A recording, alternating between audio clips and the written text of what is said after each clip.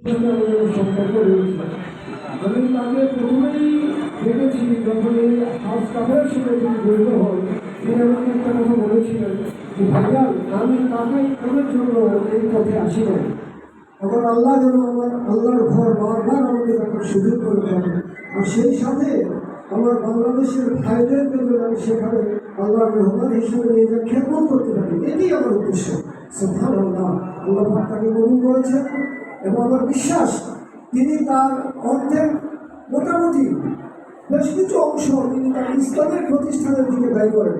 আপনারা শুনলে অবাক হবেন যে এই স্বল্প বয়সে আলামিন হুজুর আপনাদের এই টেবর গেটের সামনে